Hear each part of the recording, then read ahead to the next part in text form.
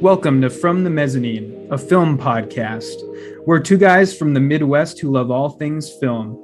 We are not professionals, we don't speak on behalf of a larger website, and we're not here to sell you men's razors and meal kits. Each week, we put our own money on the line to tell you what is the best and the worst in theaters, on streaming, and on video on demand.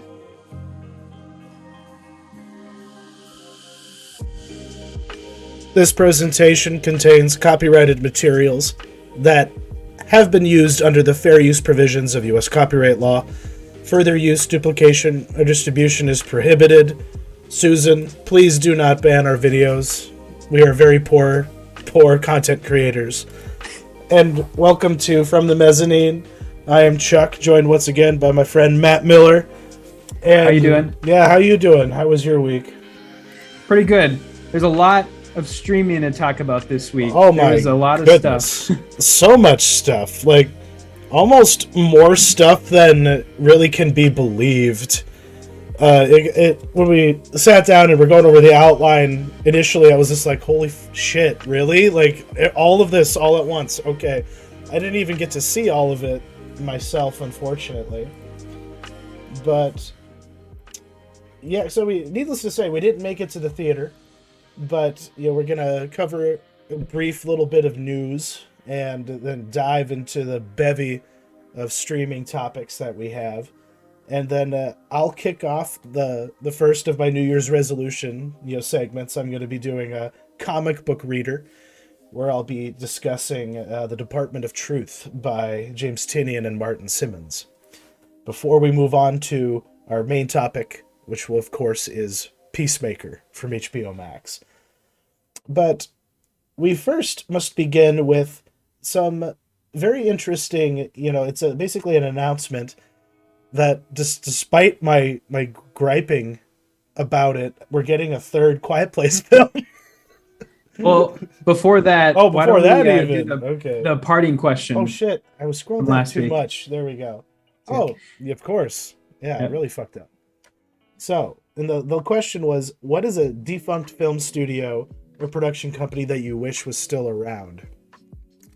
And I noodled on that.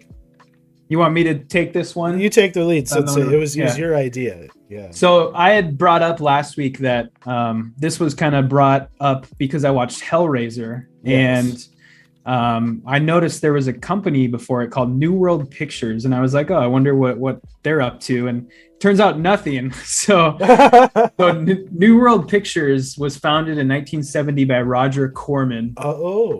And they started out by making exploitation films, launching the careers of Joe Dante, Jonathan Demme, and Ron Howard. And they're also responsible for bringing a number of foreign films over in the 70s from like Akira Kurosawa and Ingmar Bergman and stuff like that. But so what happened was in the 80s, they had a huge like blow up, and they were pretty big by then. And they had actually bought both Lionsgate and Marvel Entertainment Group. That's right. Because they were the ones who owned Marvel before Disney got their hands on them. So because there is the infamous Roger Corman Fantastic Four movie that exists. Yep. And they did like a Punisher series and a Hulk series, and but they kind of just got too big too fast, and they were kind of in the early 90s. They kind of spent getting parsed out by other film studios where, Fox would buy a little bit of them here, and then NBC would buy a little bit of them here, until eventually there was basically nothing left of the company.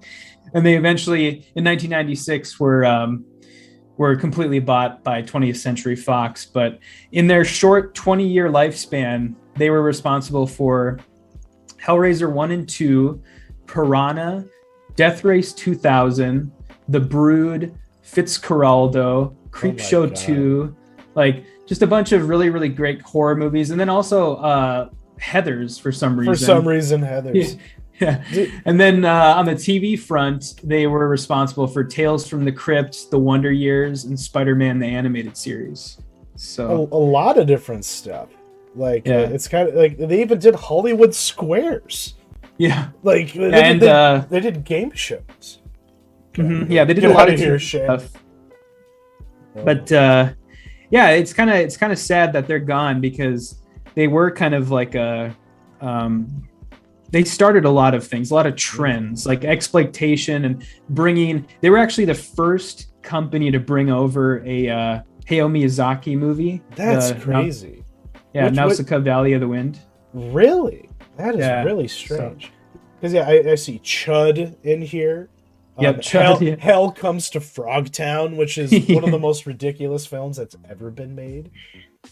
Whatever Pinocchio and the Emperor of the Night is, like, good shit. Good shit. Yeah. So like, rest in peace. Rest in peace. So they're like a zombie company basically now. Like they're just used in credits essentially. Yeah, well they got absorbed by 20th Century Fox, and then 20th Century Fox is now absorbed by Disney. So nothing exists anymore other than when you watch old movies. So and see, like the one that I'm leaning into is similar. It's from the same era, but it's Canon Films. If you're familiar with them, it was like Golan and Globus was like the two Israeli guys that were the money people behind that place. Mm-hmm. And they made just crazy exploitation shit. They also had their like art house masterpieces that they produced, like Joe and like a few other ones. Mm-hmm. But yeah, like they were the home for Chuck Norris movies and just like really, like a Missing in Action. They did that. But they also got the rights to Superman at one point. Like they're the reason for Superman Part 4. Like they're the ones who made that. Yeah, like even Warner Brothers was like, we're chill on that. Actually, you can make that one. And what happened to them? They just collapsed. There's a couple documentaries about them. Their most famous movie is Breakin'. And obviously, Breakin' 2, Electric Boogaloo. Because the documentary about them is called Electric Boogaloo. It's worth a watch. It's one of those, showbiz documentaries similar to that one about the like Ozploitation movies. Oh, yep. Mm-hmm. Are you serious? She just knocked over my lava lamp. Oh, jeez. Give me a second. I have to spray my cat. Go ahead. Gosh, she is on one this evening, ladies and gentlemen. If anyone's looking for a cat, Cher needs a new home. We're incompatible. But anyways, back to Canon Films. Yeah, they just basically their dreams, exceeded their grasp basically. Mm-hmm. They were always kind of like flying by the seat of their pants financially. And they had a lot, like they had a couple like really high profile, like, duds, like this one movie in specific called The Apple, which was this outrageous and incomprehensible musical. How Did This Get Made did an episode on it, I believe. There was even a live episode. But yeah, so right now they just kind of exist as this library of films. Like, they gave Jean-Claude Van Damme his start. It's basically like the kind of shit you would see on the shelf at Blockbuster or like any 2-bit rental place. It was a Canon Films movie. Okay. Are you serious? All right. Well, let's. That's okay. While you're doing that, I'll set us up for our next bit. So we're gonna go into movie news now. Chuck was starting to talk about it when we started, but our first bit of movie news is in regards to Michael Sarnofsky doing A Quiet Place Part 3. So you were starting to say your opinion on that, Chuck. What were you going to say? Well, I guess if they were going to get me to watch a new movie. From the Quiet Place franchise, this was, I guess, the way to do it. Pig was one of my favorite films, and since it was his debut, I just wished that he had one more original film in the tank before he was going to become a mercenary, to something like this. But from what we understand, though, this is like a spin-off. It's like a guidance side story to the main continuity following the family. Yep. Yeah. So I am down for that. I guess that works for me. If it can explore the mythology of this situation a little bit, I guess. It could be worthwhile. He's a capable filmmaker. What were your thoughts? Yes. Yeah, I think, as much as I'd like to see an original movie from him for his second movie, I think this is kind of a good, shrewd move because for sure. Quiet Place Part 3, or the Quiet Place series, is, I think it's low stakes enough and it's low budget enough that I think it's Universal that distributes it and funds it. I think it's low budget enough that they're just like, whatever, they're just like, like these things are like $20 million budget movies that make like $150 million at the box office. Yeah. So they're just like, they basically let John Krasinski, like the guy known for being like the funny face guy on The Office. he's a meme. But he's a meme. Yeah. They basically let him do whatever he wanted. So, I mean, they don't care about it that much. And I think this is a good move for him because I think then that kind of keeps the studio off his back and gives him a chance to do kind of what he wants. And then after this, hopefully then he has a little bit more sway in Hollywood where he can kind of be like, okay, now I'm going to do what I want. And I've shown I can play ball, but give me the ball, please. Yeah. So instead of doing like, for his second movie, instead of doing like another $5 million movie, for his third movie, he can do like a $20 million movie once a Quiet Place 3 is done, that type of thing. Because the most expensive thing on Pig was just giving Nick Cage his IRS money, his divorce money. Yeah, that's all, dude. And that man just got married again. Yeah, I saw that. Yeah. Oh my god. But living the dream. But so like, I don't know. I'm going to confess I don't understand NFTs. So how the hell is this Anthony Hopkins sequel? How are NFTs gonna be involved in me going to see a movie? So they're not, because I don't know. So this, if anybody doesn't know, I'm just going to give like the quick lowdown on NFTs. So NFTs are basically digital goods that you can buy, but you don't own them, and you don't own the copyright behind them. You just own, it's like a digital collectible. Okay. And the way that I had it explained to me was, if anybody's familiar with on the digital video game storefront Steam, they have trading cards. Are you familiar with those? Yes. So that's kind of what NFTs are, where you buy them and then you have a digital collectible, but you don't necessarily own it. It's just for trading or selling, and you don't necessarily own the copyright to that trading card. So that's kind of what NFTs are. Okay. And so you own nothing. You own nothing. Yeah. Okay. It's purely for money laundering, basically. Yeah, it just sounds like fine art to me, which is like what I thought that everybody knew that's what that was. Yeah, it's basically digital fine art. And so what in mid 2020, what this company did, I think they're called Vuel. Okay. It's like Vuele. I had never heard of them before reading this article. Yeah, me neither. And they funded this movie that was filmed entirely over Zoom, that stars Anthony Hopkins as a tech giant who dies, and then the movie has to do with 5 people from around the world who are somehow linked to this dead tech genius. And this movie was released as an NFT late last year for 11 people. So they released the movie as an NFT. 11 people bought the NFT, and they grossed $90,000 from that. So Okay. 11, yeah. Okay, so just because this is fascinating, I just want to kind of talk this out briefly. Yeah. This is analogous to Wu-Tang Clan making an album and then selling it exclusively to one person. Yeah. It's very, very similar to that whole ordeal with Martin Shkreli. God, that guy, he owes people like $40 million or some shit like that. But so 11 people were like, yeah, I'll throw down thousands of dollars so I can watch this movie. Yeah. And they just had like a window of opportunity, and you either paid for the right to see this movie or you missed out.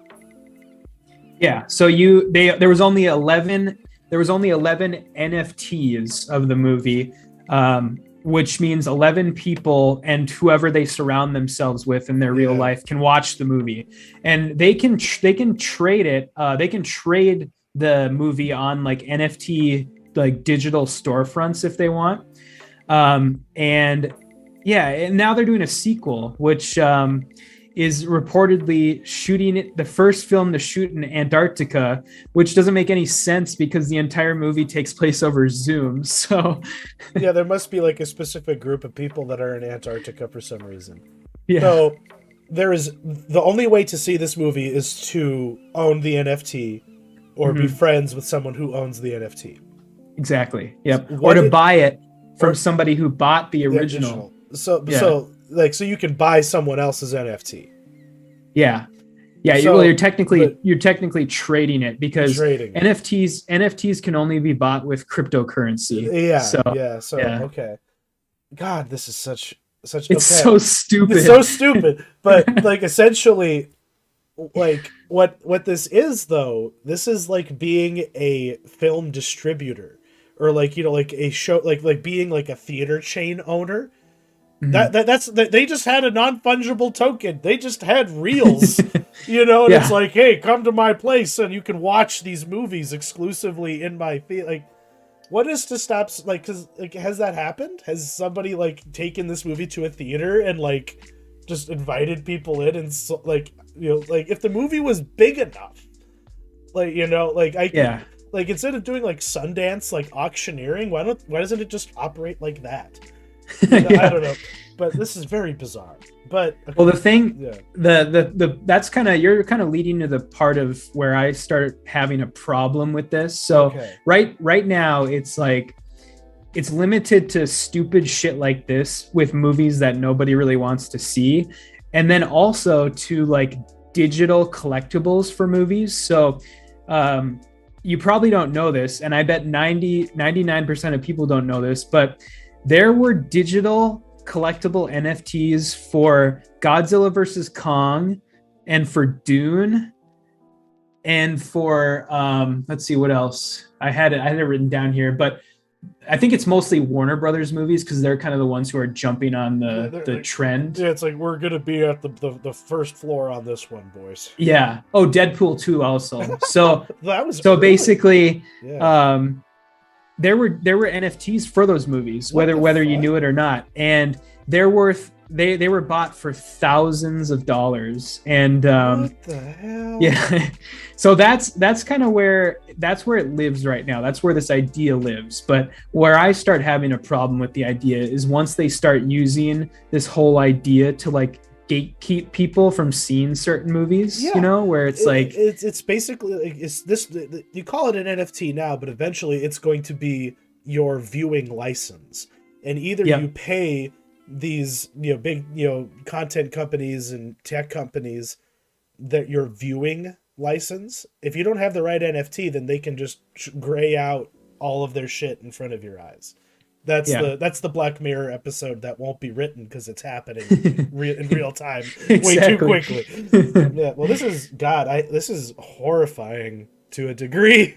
Yeah, it is. It's weird too because nobody's really like talking about it. Because I always try and look for these stories for our show that like nobody's really talking about. And there's like, there's like these weird like, you should later on tonight, anybody who's watching and Chuck, later on tonight, just look up the Dune NFTs, and they're just stupid JPEGs of like of like Dune, like golden Dune statues. It's really weird. What? Yeah. Like, I'd rather have the statue. Yeah. But I guess the statue becomes junk. The NFT is eternal. You know? Yeah. Oh my god, I'm looking at this Kong vs. Godzilla NFT, and it's just a really dope background that I'd find on DeviantArt. You know, like, I'm not going to pay thousands of dollars. They're just like screensavers. Yeah. And you can just copy paste, or you can copy it off on, like, there's nothing stopping anybody from downloading a picture. So and that is always like the joke I see made, especially about the monkey tokens. The apes? Yeah, the apes. Yeah, it's like nobody's copy and save my apes. It's mine. it's just hard to know. There's the Dune ones. What the fuck? Like, really? And then there's a documentary that's an NFT from some guy named Michael Beats. So I could see some like indie people finding a way to harness this. To be like, to be the It movie, but be like, and honestly, this is something I've kind of thought about, but I just didn't have the awareness to realize that it existed already. But it's to find a way to be like, oh, you want to see my fucking movie? You hear it's really fucking good? Well, you got to buy the NFT. Mm-hmm. You know, you got to throw like $100 my way. Oh, the price is going up now. There's a lot of interest, you know. So so like you could either like keep it really fucking affordable so that the masses can throw you $5 and watch your movie. Mm-hmm. You know, it's so I could see small people without a lot of leverage, you know, using this for their benefit.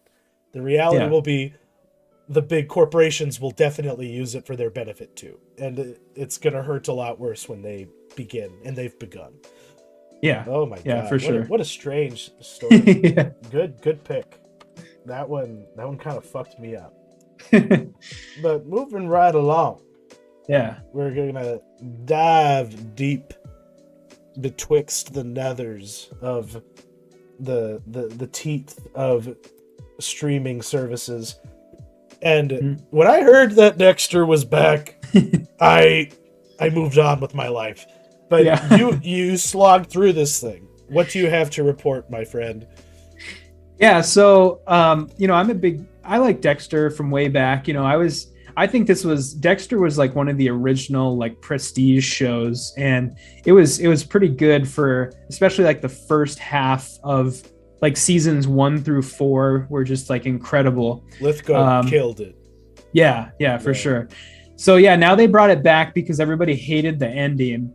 And it was 10 episodes, a limited series. The creators already said that there will not be any more. So that's good. At least they followed through on that. And yeah, I mean, it was fine. It was, it's just more Dexter. Like it kind of goes through the motions. Chopping wood. Yeah. Chopping wood, you know, living low. And then, you know, of course something happens where his past kind of comes back to haunt him. And, in this season, they have, in all the other previous seasons, they had a big name actor playing like the serial killer that Dexter would face off for that season. Mm-hmm. And in this season, it's Clancy Brown. Fuck yeah, dude. Yeah, he does a really good job. That's kind of one of the highlights of the season.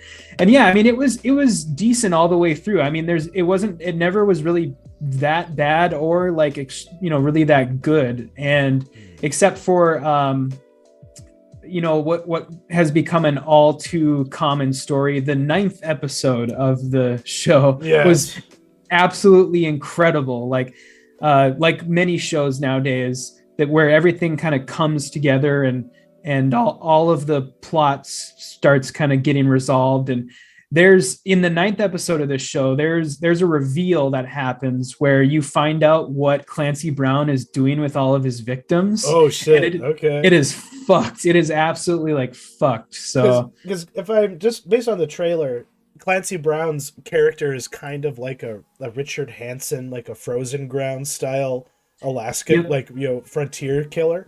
Hell yeah, dude. Mm-hmm. And so does his son reappear? Yes. Yeah. Okay. Yeah. Dexter's son comes back, and he's a teenager now. And so that's kind of one of the things that he has to deal with. And yeah, and I mean, it was fine. And the ending, a lot of people are really bothered by the ending again. Yeah, like when I was pulling up the trailer clip, the first thing that YouTube populated was Dexter New Blood ending bad. Like, I'm not even kidding. Like, in bold capital letters. I was just like, Jesus Christ. Yeah. But I mean, I wasn't, you got to kind of keep your expectations in check because, you know, with a show like this, there's 3 ways it's going to end. He either goes to jail, dies, or gets away. Yeah, and true. They already did one of those things. Which one are they going to do? Yeah, it's like, what do you think is going to happen? So I was fine with the ending, and I think that they were actually really ballsy to do it, especially because the day after the series finale premiered, Showtime announced it was their most watched series ever. What the hell, dude? Yeah, because the Yellow Jackets fandom has been very jealous of all the love Dexter's been getting, but I feel like a lot of people are only finding that show because they're watching Dexter. So, for sure. Yeah, the timing of it, I guess, is not coincidental. Mm-hmm. But yeah, it's good for Yellow Jackets because I think probably a lot of the people that stuck around for it are going to stick around for the next season. Exactly. So, but like I do want to commend them to resist the temptation of doing too much. And, you know, because like you got to come in with a plan. Like the Arrested Development people had no fucking plan for their revival, and it showed. And I guess it showed so bad that maybe you told me about this, but they re-edited that entire season. That new season, like they spent more time like editing it so that it could be watched more better. I guess I don't know. Maybe you didn't tell me about that, but because there's always the question of, well, are they going to give us more, yeah, you know, and to keep it a quote unquote limited, return, I prefer, because there's other shows being. Yeah, I guess that we'll save that for later, I guess, because that's I'm just getting ahead of myself. But Station 11 also ended, and as a limited series, it always seemed like it had a course that it was running. You know, you never leave the circle is one of the often repeated phrases. And this show,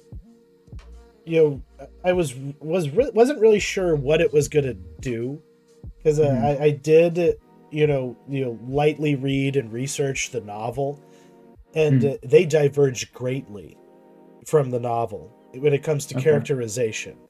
But the end result, was very powerful and moving, and very satisfying ultimately for me. Now that it has come to an end, and I wish there was more, but it's kind of good that we just move on. Life goes on, so to speak. Mm-hmm. Yeah, I kind of feel the same way. I really like the show overall. I think because I've kind of read about those diversions from the novel too, and I think in some parts the show feels a little slight because of those diversions. Yes.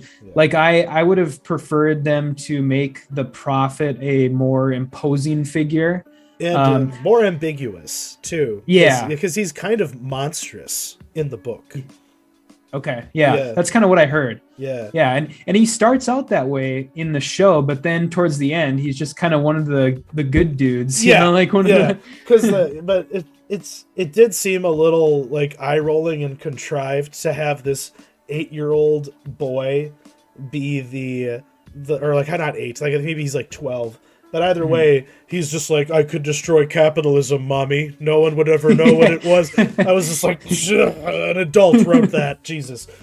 Because otherwise they do such an amazing job of writing these people who grew up without the world around them, or like grew up like with some of the world but not enough of it to really understand what they don't have anymore.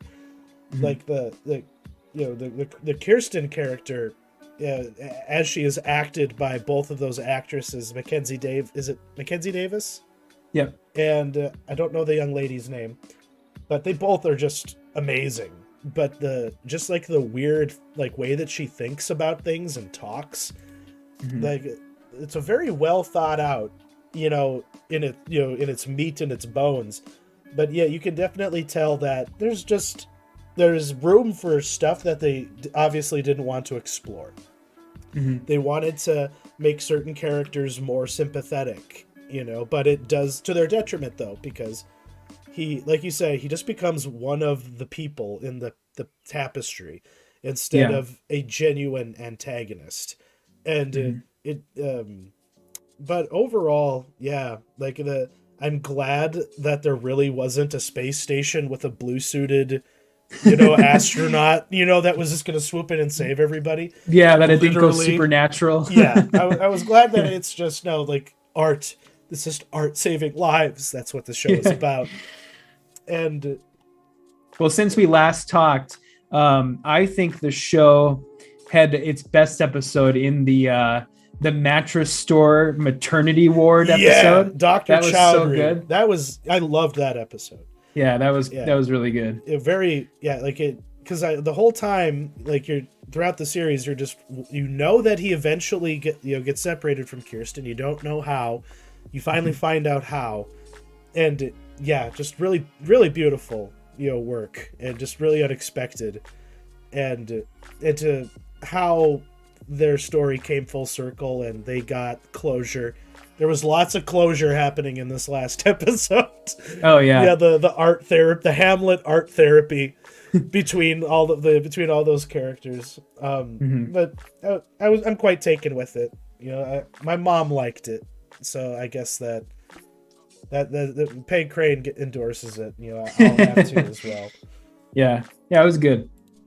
Next on our list here is. This is a film called Mass that is on video on demand. And you were able to check this out. It's going to remain on my to-do list until then. But what can you tell us about it? Yeah, so this was a very... Do you know anything about this? I do. I know the rough outline of it. Okay. Yeah. This is a very hard film to watch. Very intense, very, very sad, emotional. Like basically, I wish they would have called the movie something else, because I think even the title gives away a little too much. But for the first about half hour of the movie, you don't really know what's going on. There's just this church conference room where this woman is getting a bunch of stuff ready for people to meet, and there's a lawyer there, and they're talking about how everything needs to be set up, and then eventually you find out that these two sets of spouses that are meeting are one of them are the parents of a school shooter, and the other are parents of one of his victims. And it's Fran Kranz. I've heard about this movie for a bit. God.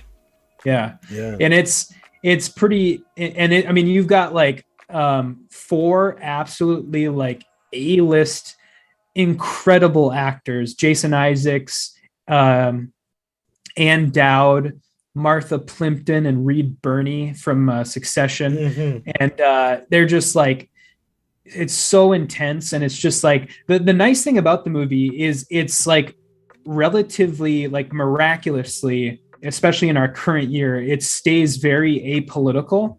The movie doesn't really dive into any of the baggage that comes with the talking about school shootings in the year 2022. The movie is really just about these four people kind of meeting in an effort to help one another heal from this. Because the parents of the school shooter are basically, they're under the impression that they need to give answers for why their son did what he did, and then the other parents are looking for closure, and they're looking for they're also looking for answers. And so it's literally just, once they get to the meeting room, the rest of the movie is it's all real time. Nice. Okay. So it's you're seeing everything in real time. There's cuts, they change the camera angles, but there's no jumps in time at all. So there's no leaving the space to a different context. There's no break You're just There's no break. Yeah, you're trapped in this deeply uncomfortable interpersonal moment until the end of the movie. Yeah. So yeah, and it was very good. I really, really liked it. It's one of the best like scripts of the year.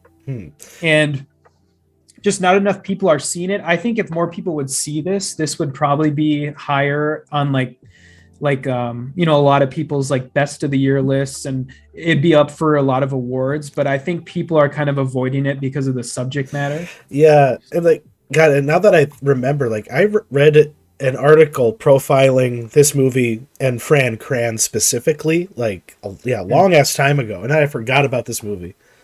But it was really because if people who don't know, he's a character actor who was on Dollhouse and was in Cabin in the Woods. Yeah, he was the stoner. He was the stoner guy in that, and but now he's showcasing, you know, other talents he obviously has. So I'll have to seek this out. You know,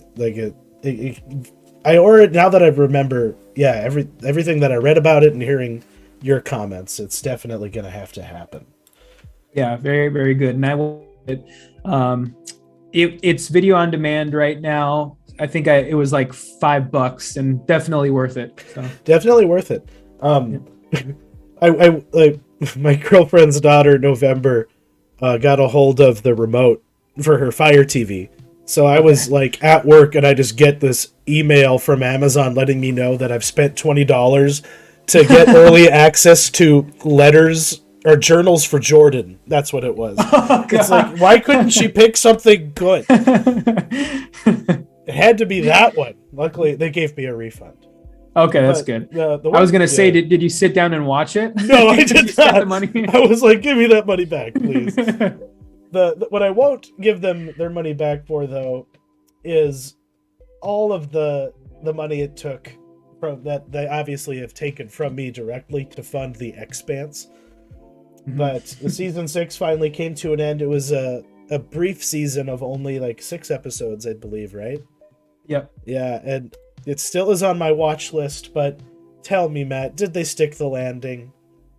They did. Good. Yeah. Good. It was incredible. Like one of this season has been the season overall has kind of been, you know, okay, I guess. It's been on par with the rest of the Amazon seasons, which in my opinion are less than the Sci-Fi Channel seasons, but still good. Yeah.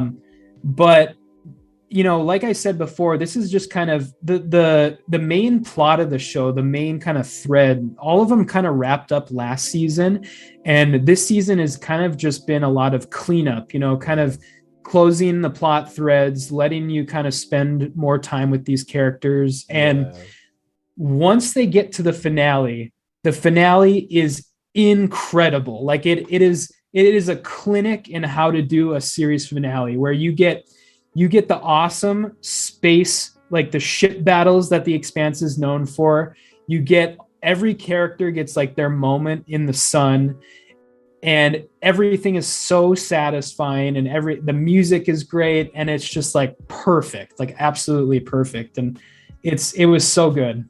Good. Oh, all of the fucking canisters just getting launched out. Oh my god. Yeah. Hype. Nothing but hype. Yeah. And the last thing I'll say on it is they chose, I think they made the right call here, but they chose the show is ending at the end of book 6 of the novels. And right now there are 9 novels out, and I think that's all there's going to be. I think the novel series has ended now, and they chose like purposefully to not try and cram like 3 novels into the last season. Which it was the right call, because there are a couple loose plot threads that they kind of leave dangling in case any other network wants to pick it up. But I don't think that's going to actually happen. But there are a couple things that they leave hanging in case that were to happen. But it's all kind of just stuff in the background. Like it's nothing that hampers the show from ending well. Well, that's good. But yeah, it is kind of a different look though, for them to be like, well, this is all we got time for. Let's keep it clean, instead of leaving any dangling threads or festering boils of bullshit like other shows we could mention that really fucked up their conclusion. So a satisfying coda to one of the best shows that we had about space in a long ass time. I was able to take a couple hours and watch something that didn't, like, I don't know, when I saw the trailer for it, I was like, okay, this could be interesting, I suppose. And I usually am, kind of, a slut for showbiz content, whether it's documentaries or like even some reality show type stuff. But Edgar Wright had released a documentary about this band called Sparks, who I had never heard of. Had you ever heard of Sparks, Matt? They were the guys who did the Annette. Yeah. But that was your first exposure to them that you were conscious of, right? Yeah, it was. Yep. Don't they feel like something that merged into our reality in like a Mandela effect from another universe? It's like, I feel like I would know that these fucking people exist, just because of how, like, because like, they're the kind of band that made like 1,000 other people start making music. They're that kind of a thing. And it was amazing how many stories people had where they were like, oh my God, this music is amazing, but who is it? The DJ didn't say, I don't know. But every music nerd, every like art pop rock guy you could think of, from like Beck to like Franz Ferdinand, even the guy that does the songwriting for Taylor Swift is a Sparks super fan. And it was just revelatory to just see the full breadth of a career I had no awareness of. And I'm a pretty plugged in guy usually, just on, art and pop culture, and there's just nothing like them. But I can't say I would genuinely want to sit down and listen to their music after being exposed to this documentary. It's like, is it just like too weird or what? Yeah, like because I'm a prog rock guy. I listen to weird shit, okay, but it just doesn't hit me the same way that it hits like the lead singer of the Go-Go's, who very famously was like a super fan of them, and then like basically made a song with them just so she could fuck one of the brothers because she was obsessed with him. But now she's like, now I'm really into like, oh, Ron Mail. I don't give a shit about the one that I had a relationship with. But yeah, they did like really weird like Baroque art pop music, like symbol, like it's like Queen was making fun of these guys, basically. But unless for some reason they appealed to the Brit music scene, so the bulk of their career happened on like Top of the Pops era, like that kind of thing. Like they were popular in Germany sometimes, but they were at the forefront of like new wave music. Like the new wave would not exist if not for these guys. And even punk music wouldn't exist without these guys, because punk was this giant middle finger to every band like them that was popular in England. But at the same time, the Sex Pistols were like, yeah, I really fucking like that song from them.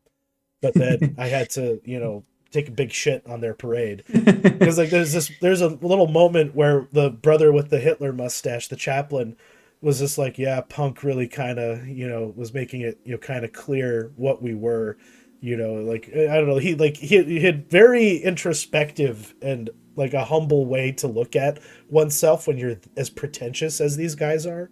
So they're fascinating, but I'm not going to pick up any of their albums anytime soon.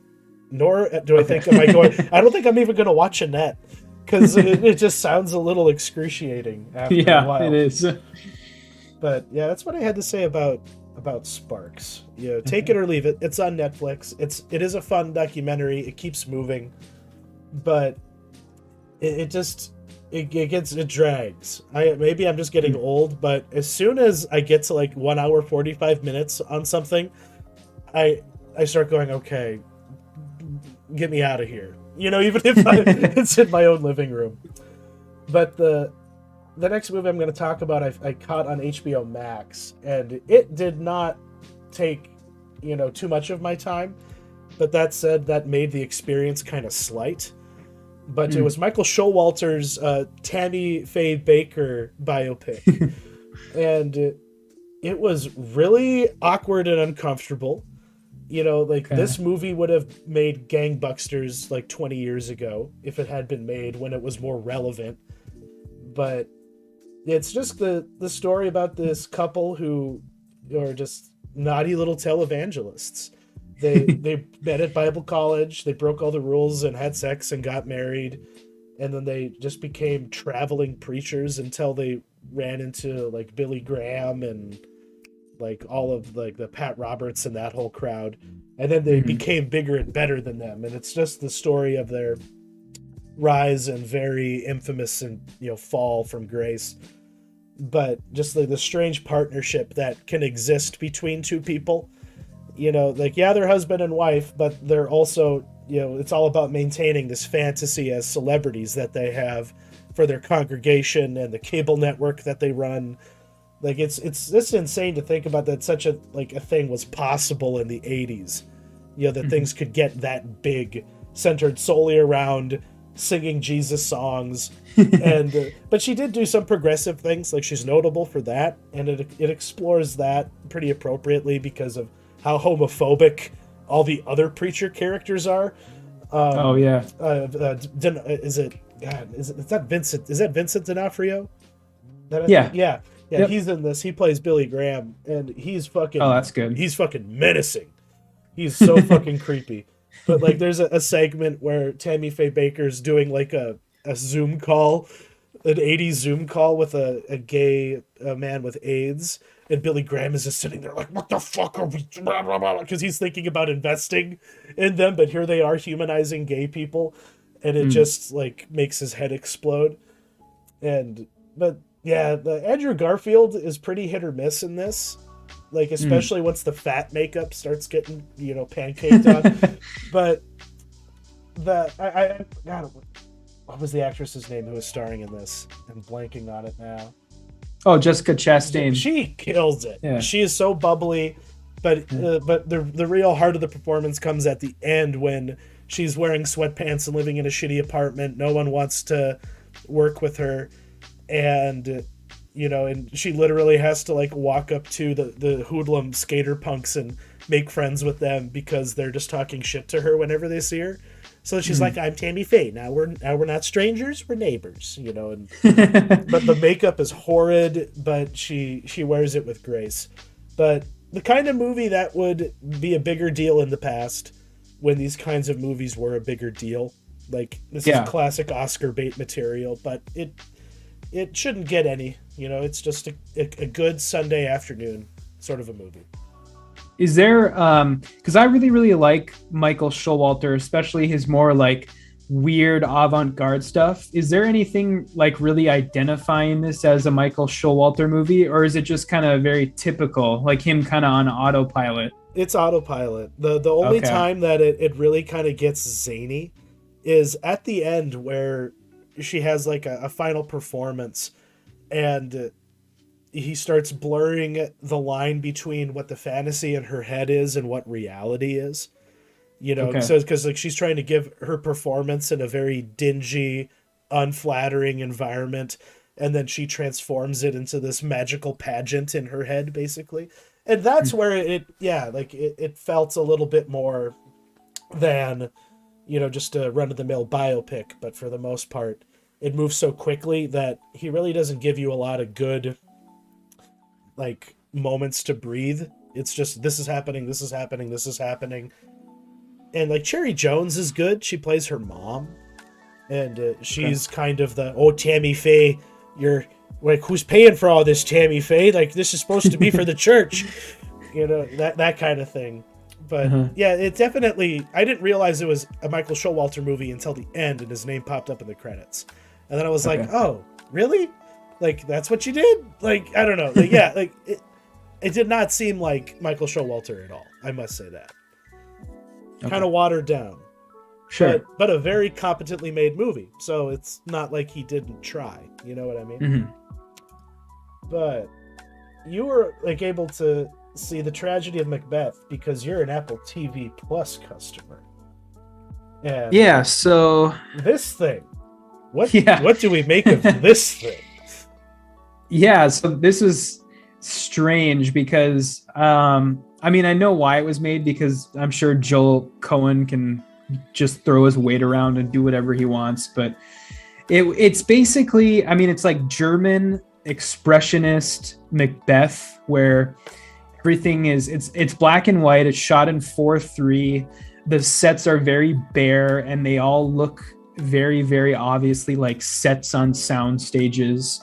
And I mean, it looks nice, but other than that, it's just kind of a very like standard adaptation of Macbeth. Yeah. If you're familiar with the play at all, except it's a little bit condensed because the movie's only an hour and 45 minutes. And so the one thing I would not recommend is watching this if you have no knowledge of Macbeth, because you're not going to know what the fuck is happening, because number one, it's very pared down and he gets rid of a lot of the stuff from the play to kind of make it this 1 hour and 45-minute movie. And then also the Old English is not amended in any way for modern audiences. So it's okay. You know, in some parts it's very, very hard to understand what's going on, because you know, you just can't understand it because they're, number one, they're talking so fast, and number two, they're talking in Old English. So I'm a little bit familiar with Macbeth, and so I kind of knew like the plot beats and stuff. But yeah, I mean, it's a very standard Macbeth adaptation. Denzel Washington's pretty good, and Frances McDormand plays Lady Macbeth, and I think she's like the one member of the cast that's completely miscast. Really? Because yeah, she's there because, you know, wife, but yeah, she's exactly. also two-time. She's won a couple Oscars, right?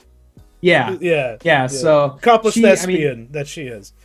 Yeah, but she doesn't fit the role. Like, she doesn't have that like.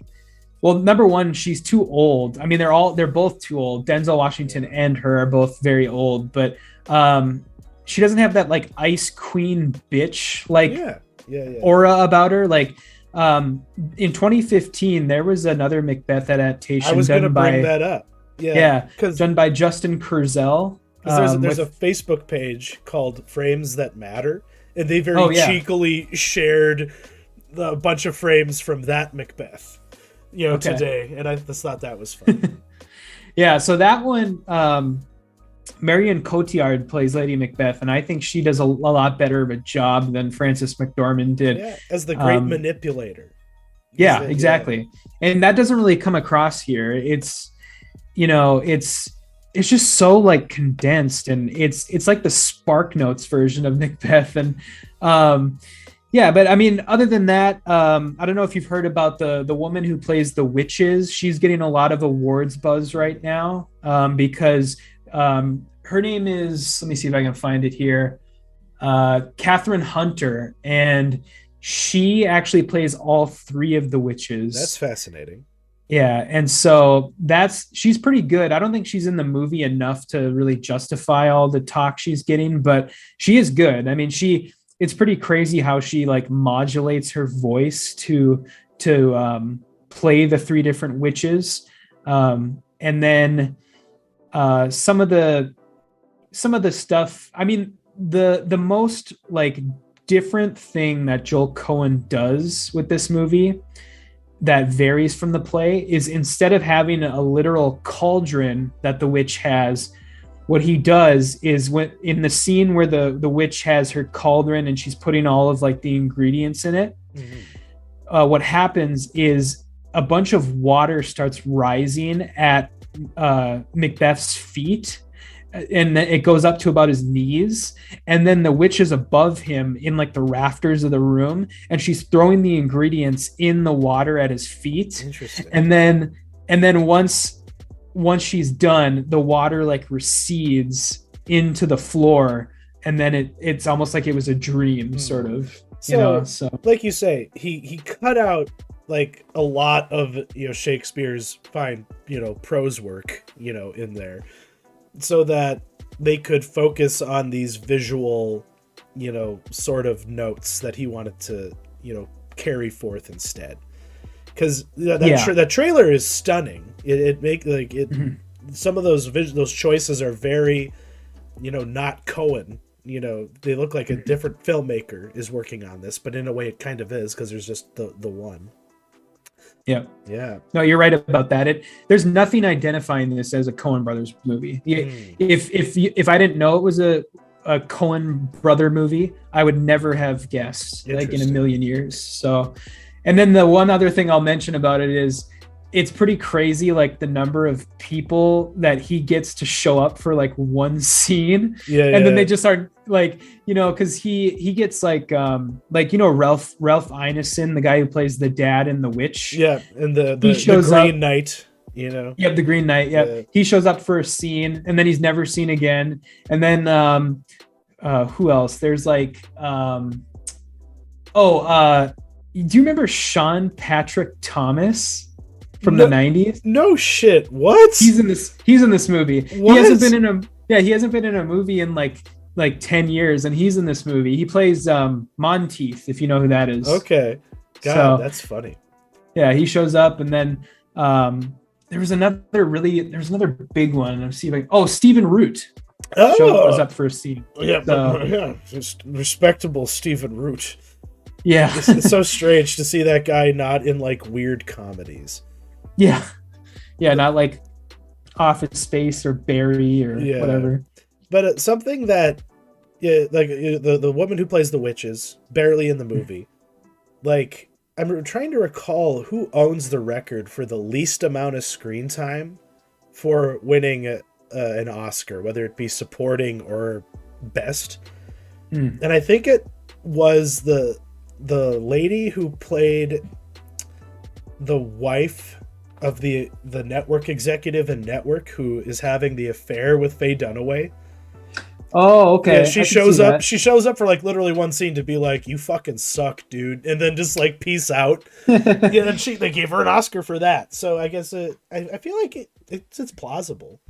Oh yeah, for sure. Yeah, I think you're right about that. Yeah, because Frances McDormand, Renee Zellweger, Olivia Colman. Yeah, I think that's probably right.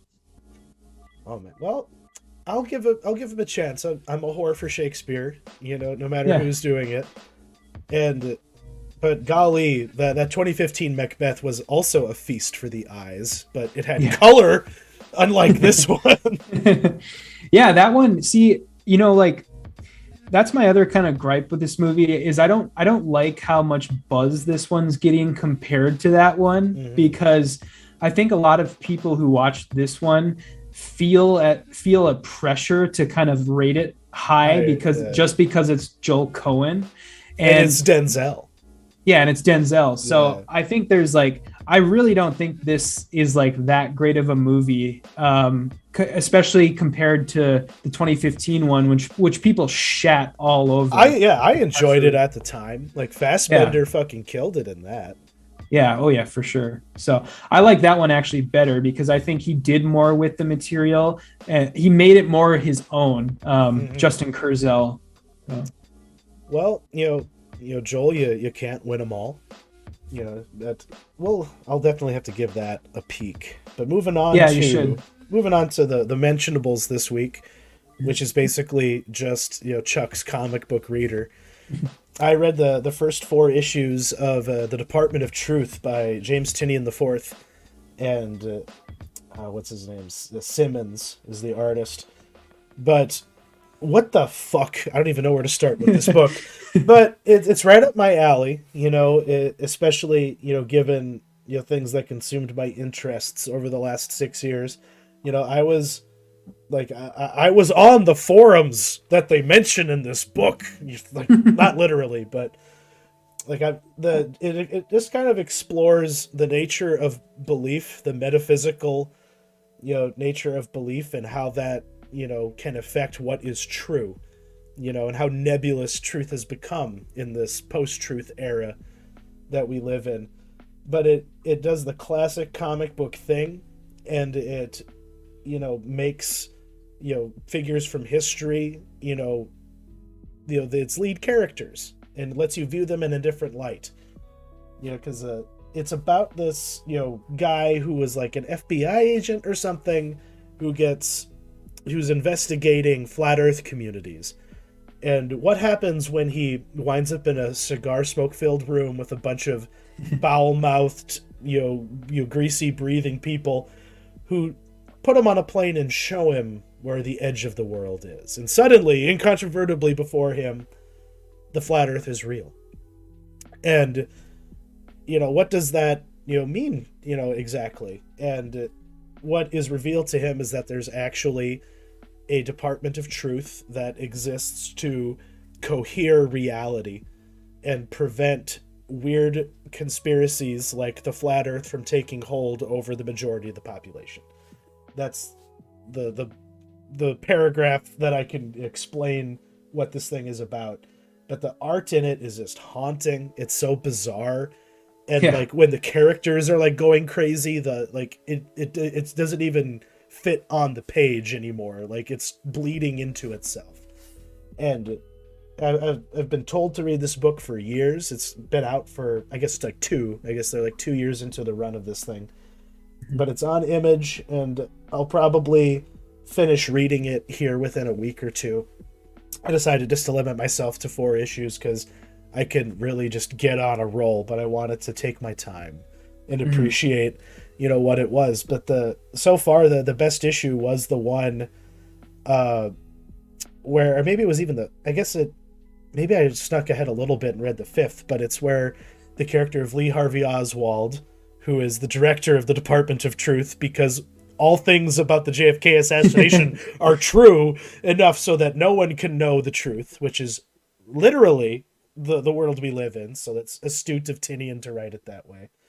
But a solid recommendation from you, Matt, and also Eric Broadshow. I'll just have to keep going because this is an ongoing series, and I anticipate he's going to be writing this for years. Yeah. I read this one too, and I can't remember what number it's on, but I just read the latest issue this past Wednesday, and it was about the Mothman, and it was awesome. Fuck yeah, dude. Yeah. Fuck yeah. Yeah, because like I'm still there are some like aspects that I'm a little confused on, like how can like the Black Hat Society make lizard people real in like within like a single room just to have a lizard person to murder, to fight. So like I don't know, some of the rules are very incomprehensible to me. But it can get a little abstract at times. Yeah, obviously. But what it does have is an absolute grounding in modern American conspiracy thought. Like like you say, like everything from the Mothman to the Denver airport. The Denver airport, exactly. Yep. Like everything's there. And it as someone who is deep into just the mythology and apocrypha, that goes into conspiracy theorizing, like this dude gets it, and it's a very good analysis of the people who genuinely believe this stuff.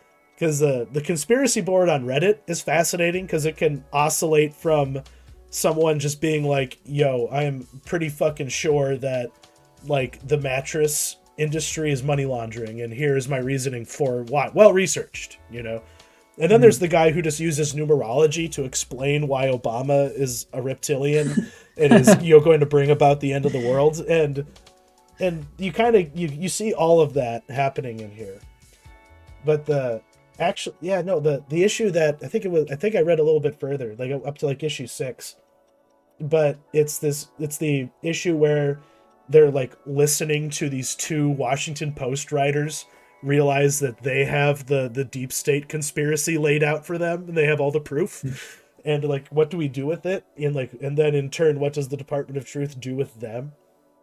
And yeah, just a very well thought out, book to begin with, and just really, really weird, abstract, art along with how it abstracts reality. But yeah, dense. It's a dense read, that's for sure. For sure. Yeah, very, very, very good. I'm a fan also, and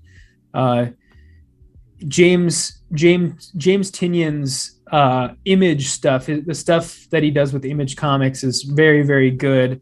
What else does he do with Image? He does actually no. Now that I think of it, it's not with Image. It's actually with DC's like independent Black label. The Black label. Okay. Yeah, he has their version of Image since they killed Vertigo. Yeah, pretty much. Yeah. He has another series right now called Nice House on the Lake. Have you heard about that one at all? I have not. Okay, that one's very, very good too. The pitch is basically this. It's there's this alien that comes to Earth and befriends a group of like 8 or 9 people, and then he knows that his alien race is going to come and destroy the Earth. Okay. So what he does is he rounds up all of the people he's made friends with, and he puts them in a bubble on a lake in Wisconsin. And then the rest of the Earth gets destroyed except for this bubble. And then he keeps them in this bubble on this lake in Wisconsin. Oh my God. It's pretty insane. It's pretty wild. That's pretty fucked up. But yeah, he's good for that. He's a young dude. Like he's had an impressive resume, but like with most, creators in the comics realm, I look with a lot more interest in what they do outside of the Cape, books. Mm-hmm. But because he did Batman for a long stretch. Yeah, he did Batman Eternal, I think, which was a weekly book for a while, and then he just wrapped up his arc on like the actual Batman book, like the front and center book, and that was pretty hit or miss. I didn't like it personally, but I'm kind of glad that he's kind of finished with that stuff. Yeah, because he's too big for his britches over there. He needs to swing his dick around on a desk, and just do whatever the fuck he wants to. Yeah. Keep the man out of it. But speaking of keeping the man out of it, this is now time for the main event of the show. How the fuck did James Gunn convince Warner Brothers to let him do this? I think... Are you going to put... Is this the intro? Yes it is. Okay. This is my favorite thing of 2022 so far. I think it has something to do with... if you want to know how he made DC and made Warner Brothers let him do this, he basically said, I'm going to do this, or else I'm going to go over to Disney and do more Guardian shit. Yeah. Basically. And they were like, no, please, you're the only thing we have going. Yeah, Fred Raskin, and that's okay. I'll just right off the bat, why this fucking works. You got one guy directing it, one guy writing it. You have one single creative team. You don't have mercenary TV production. Taking over all the oxygen. Where you have random guy number one, directing this episode. And if you're lucky, the same guy who wrote it gets to direct something. But, this was just a really long movie, basically. But they are letting him build his own little pocket universe within the DC universe, and it was the best decision they could have made. But going in, expectations, nowhere.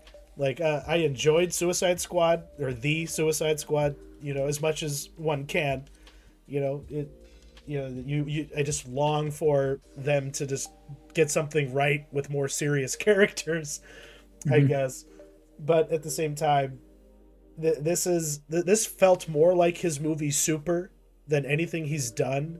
This show is basically The Boys for the DC universe, and it works as that. Well, yeah, and I think it's... personally, I like it better than The Boys because... Exactly, I agree. I think that The Boys is kind of like fake edgy, but this is like real edgy. This is like early 2000s high schooler edgy, and that's exactly what I want from it. Yeah, exactly. But I guess just to top level thoughts. I thought the first episode was actually probably the weakest, and then by the third episode, I was really on board. As soon as Vigilante showed up, I was really on board.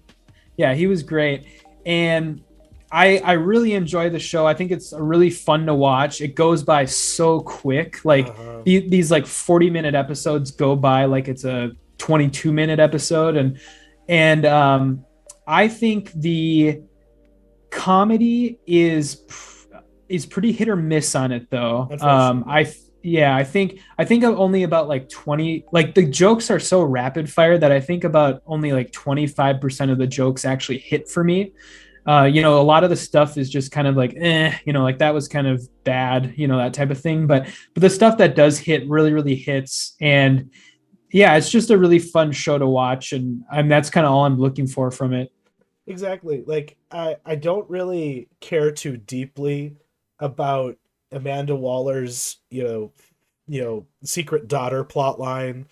Yeah, she's a weak link in the show. Same with Diebeard guy. Yeah, like, and that's what I was gonna bring up. Like, why did those people from the Suicide Squad get to carry over? I were they that memorable? As like the weird away team that was just kind of like fucking these people over the entire movie. I'm sure it just has something to do with the fact that they're no names that they can pay like $10,000 an episode. That's true. To be in, probably, but that's true. Because they were and like Myrn. I don't care about any of them.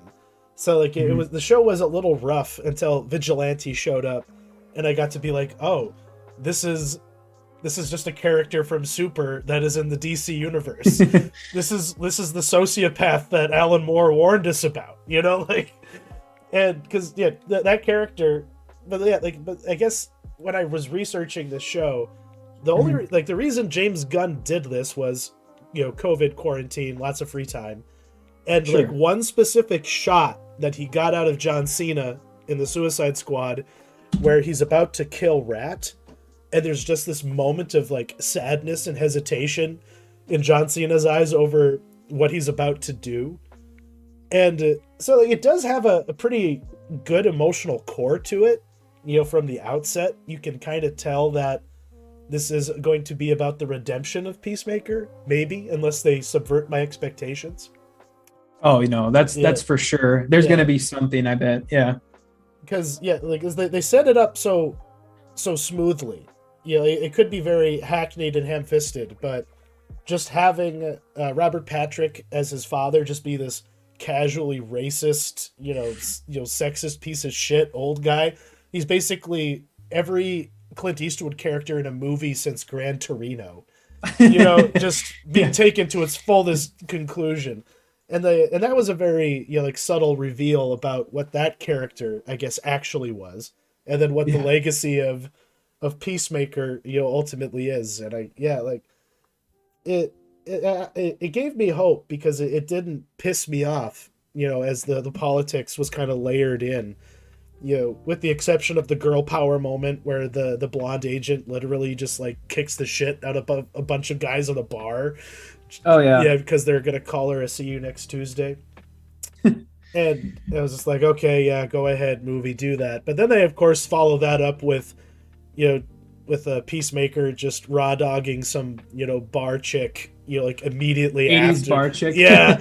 Because he has a type, in this, and like a lot of James Gunn stuff, it has a very definite musical taste to it, which is just hair metal, baby.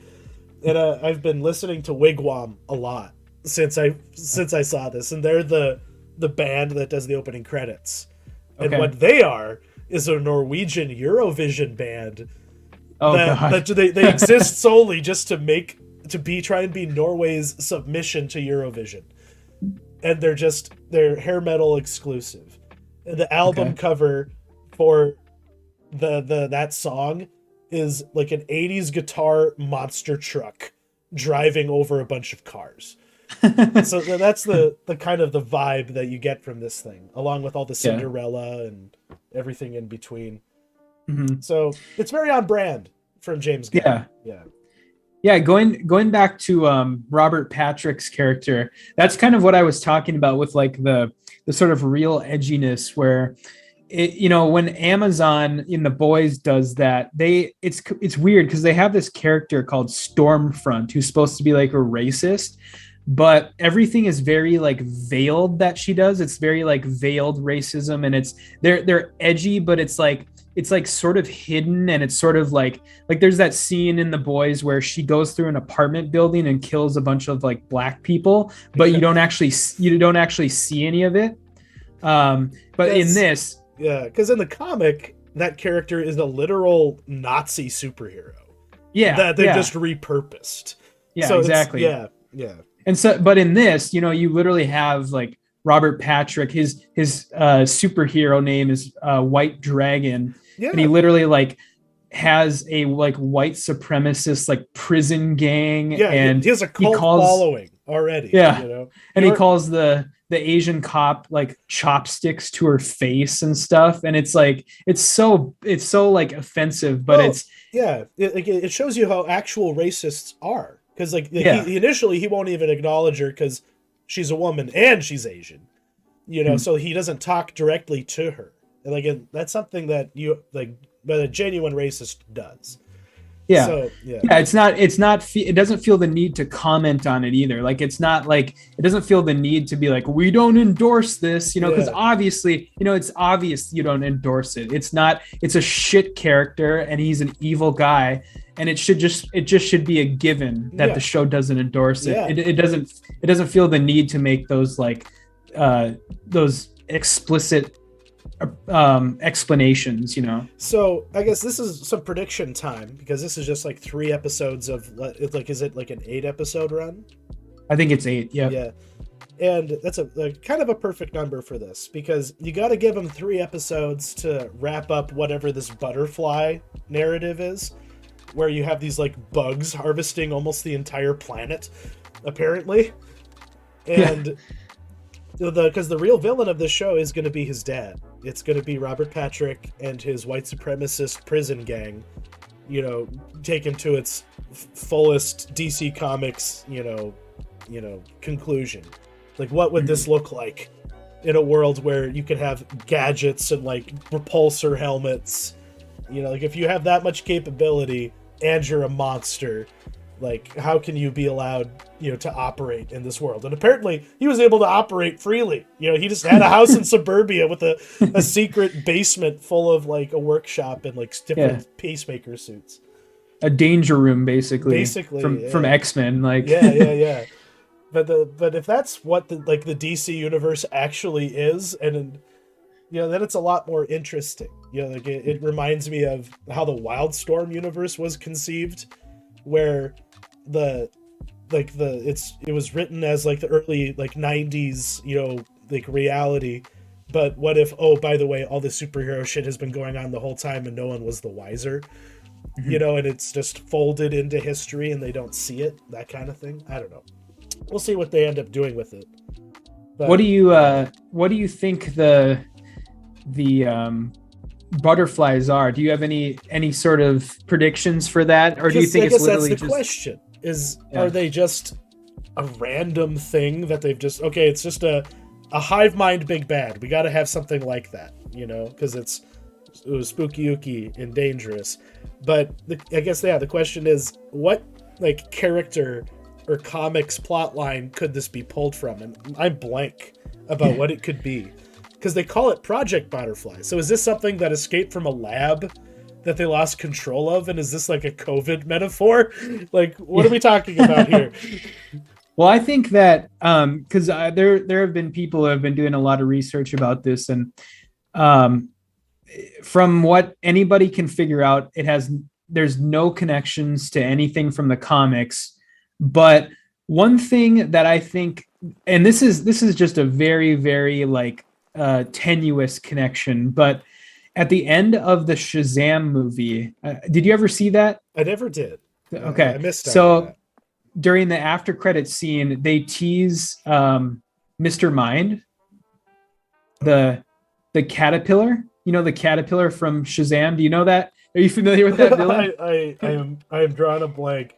Okay, so okay, yeah, I know Mr. Mind. Okay, yeah. So in the Shazam comics, there's a villain that's basically a little caterpillar, and the only reason why I think this could have something to do with him is number one, because caterpillars and butterflies are very similar, and number two, because since they teased Mr. Mind at the end of Shazam, he hasn't appeared in any other DC thing. And they've already confirmed that for Shazam 2, which is in production now, the villain is Lucy Liu and Helen Mirren. So that's right. So Mr. Mind isn't the villain in Shazam 2. So those are my thoughts on it. Is that I think it maybe has something to do with him. That'd be interesting. That'd be very, very interesting. Yeah, but I think it would kind of be in this show's MO, because it would just be a really like fucked up weird thing for a tiny caterpillar to be the villain. Yeah. Oh my, because I'm just at a loss. I'm just researching Mr. Mind quickly. The Monster Society of Evil. Oh my god. But that's the greatness of comic books, is just all the random bullshit that can just be found if you are willing to dig for it. That can be useful to your creative endeavors. I mean, every comic book writer worth their salt has made their career off of doing that. Whether your name is Grant Morrison or even Alan Moore, like that's 100% their value as writers, is just being able to go, oh yeah, I've read this encyclopedia of shit, and I can pull the nuance from this and that and make it work. And James Gunn has that skill, but it's more so just about how do I make them commercially viable. He has the magic formula for making shit that shouldn't work. Yeah, for sure. So what is Peacemaker have a lot of presence in the comics at all right now? Not really. Well, it's a very different character in the comics. I've been reading the most recent, the ongoing Swamp Thing comic. Okay. That's written by Ram V, who's kind of an up and coming writer at DC. And Peacemaker is in the Swamp Thing comic because he's sent to take down Swamp Thing. And he's a Charlton Comics character originally. Yeah. Okay. And in the comics, Peacemaker is a lot more like the Punisher, if the Punisher actually like talked a lot, and was less like grimdark. Basically, he's just like a big patriotic asshole. Like that's what he is in the comics, and just a huge dick, like muscle bound asshole. And so yeah, I mean, it really doesn't. The show's Peacemaker is definitely way more comedic, and it's definitely even like the tones of like sexism and stuff. They're not present in the comics. It's he's more straight laced, but he's still an asshole. So, but it's James Gunn's version of the character is very specific, for reasons that make sense. Yeah, because the character was the original inspiration for the comedian. That's right. Yeah. So the vibes are all there. Oh my god! As I'm just scrolling because other versions of Peacemaker. There's the 52 version of Peacemaker. There's the Pax Americana, the 4th issue of Multiversity, and I'm just reminded about this is Grant Morrison. This is the kind of thing he does. They all do it, especially with Christopher Smith. But yeah, Christopher Smith is specifically the John Cena version of the character. Based on what I'm reading here. But, okay, sure. So, do you think, are we going to see John Cena, Peacemaker, in a Justice League movie someday? I don't think so. I think they're going to keep it. I think they're going to keep it separate. I mean, I think like it's a pocket universe that they have him operating in. Yeah, I think they want to keep, DC wants to keep their R-rated universe separate from their PG-13 universe, I think. So much like how Deadpool doesn't get to play with the real X-Men. Yeah. Yeah. Exactly. Very funny. But yeah, overall, definitely endorse this show, and I'm looking forward to. We'll have to touch back on it once all the episodes are out. I need more, baby. Like as soon as I was done watching episode 3, I was just like, okay, there is no next one. Fuck. The depression sets in. Yeah. And then I remembered, oh shit, I have to watch this. I have to watch that. Yellow Jackets is ending. But speaking of, I guess, we'll move on from Peacemaker to kind of dig into what we're going to be doing next week. But Yellow Jackets, their finale is tonight, but we're going to save our discussion for next week because there's just so much to talk about. But humdinger of an episode, that one. What's coming out in theaters next week, Matt? Yeah, so not a whole lot. Actually, there's nothing really notable actually releasing in theaters next week. So we've got a bunch of streaming stuff. And the first thing is on Amazon Prime, there's a movie called A Hero, which is getting a lot of buzz right now for foreign language film at a lot of award shows. It's kind of a shoo-in for the Oscar for Best Foreign Language Film. And this was done by... I think his name's Oscar Farhadi, the guy who did about 10 years ago, he did a movie called A Separation. Do you remember that movie? I do remember that movie. That was a good one. So he's been making movies since then, but nothing's really gotten as popular as that one, his original one. But this one's getting a lot of buzz now, and this is going to drop this week on Prime Video. I love how he titles his movies, though. A Separation, A Salesman, A Hero. It's very simple, and staid. But yeah, it does look like a fascinating story, though. Very, very urgent and like almost a thriller, based on what I'm seeing here. Yeah, and I'm definitely gonna check this one out because this kind of lines up with my at the beginning of the year when we did our resolutions, my resolution to watch more foreign films. And this is, I believe he's Iranian, I want to say. So is it Iran or is it Pakistan? I think it's Iran, I believe, originally. But yeah, so that'll be good. And then we've got on HBO Max, Somebody Somewhere. Have you heard about this? Yeah, I saw the trailer for this the other day. Like, this looks weird. This looks very weird. Yeah, like, what is it? It's just about this lady living her life, right? Like, is there more to it than that? Well, from what I understand, she's from a small town in Kansas, and she has to move back home because her sister commits suicide or something like that. Okay. So she has to go back to the big city? She goes back to Kansas, wherever this is set in Kansas, and this is kind of her family. And I can't remember the name of the woman who's the lead, but I think she might be like a stand-up comedian originally, and this is like her first acting role, and it looks like a dramedy almost, and I think this could go either way. I think this could be like really, really good, or it could be like really like saccharine and terrible. It could be like another Melissa McCarthy, like weird movie like Tammy or whatever that thing was called. Yeah. Bridget Everett is her name, and I think maybe I've heard her on a podcast somewhere. Like her face is very familiar and her voice is familiar. Okay, sure. But yeah, it's just like no one else in this is like, they all just look like regular people for the most part.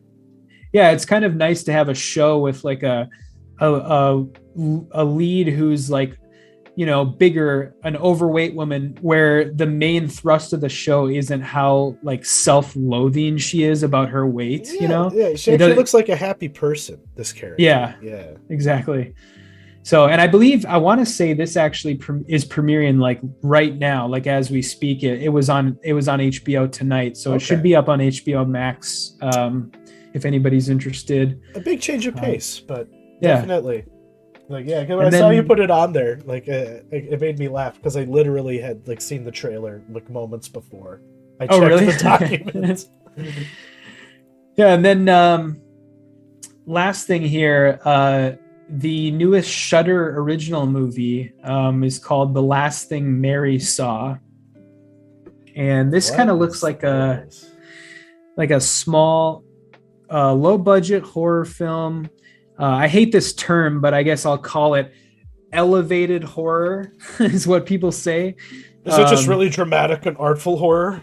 Yeah, pretty much. Is that what that means? Okay. Yeah, that's kind of the term that people are using nowadays for stuff like The Witch and Midsummer and Hereditary. So barf. Yeah, but this looks like it could be interesting, where it's kind of a period horror film where it looks like some sort of Puritan society where some supernatural things are going on, and lesbian touching, and lesbianism. Oh. So, and they want to blame it all on the devil, and well, could be interesting. Like, I have to use my Shudder subscription as much as I can. For sure. This is starring. It's got a pretty good pedigree to it too, because it's starring Isabel Fuhrman, who was just in The Novice, which I really liked, and then Rory Culkin too. Very strange to see him in something that, I guess I don't see him in a lot of movies. I feel like, if I think of the right guy, yeah, he's on Succession, right? Which Culkin is that? This is the third Culkin brother. Oh my god, I've lost track. Oh yeah, that Culkin. Yeah, that guy. He's the father of the bride, Culkin, right? Yeah, no, yeah. He was. This one has most recently been in the Showtime show City on a Hill. Have you ever seen that show? Oh yeah, the Boston crime show. Yep. Yeah. He plays like a drug addict that Kevin Bacon goes to as an informant in that show. So God, that show is kind of a meme to me. I watched the pilot for free on YouTube one time. Okay. But there was a meme rolling around where like it's just a clip of like a white Bostonian witness, talking about how they saw like 3 black guys doing something. And then just like some like Twitter comment where they're like, "There's no way a person from Boston would talk like that," just basically like that wasn't racist enough. You lost me. That's not authentic. That's what I think of when I think of City on a Hill. Yeah. So, but yeah, that's the third. I mean, it's kind of another quiet week, and I think we're gonna have that for the next couple weeks, but. Once we get into February, that's when stuff starts kicking off again. We'll get some real releases. Yeah. Something to sink our teeth into. Yeah, for sure. So, yeah. And then I guess to close us out here, our parting question for next week. I think I handled this one. This is a fun one. This is good. So this is kind of goes with what we've been talking about. Well, both this episode and then also just what's been in the news lately with the announcement of a Justified revival, the Timothy Oliphant show. So, which was a fun FX show, to be sure. Yeah, that show was great. Yeah, modern day Western. That show was great. But the question is, what is a show that you wish would be revived for a limited series? Just for one last bite at the apple. That's all you get. Nothing. So not an extended run, just a one and done. Okay, and we can pick a network.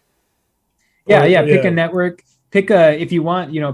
Pick a showrunner. Pick whatever. So this could be fun. Could be fun. I have a lot to think about now.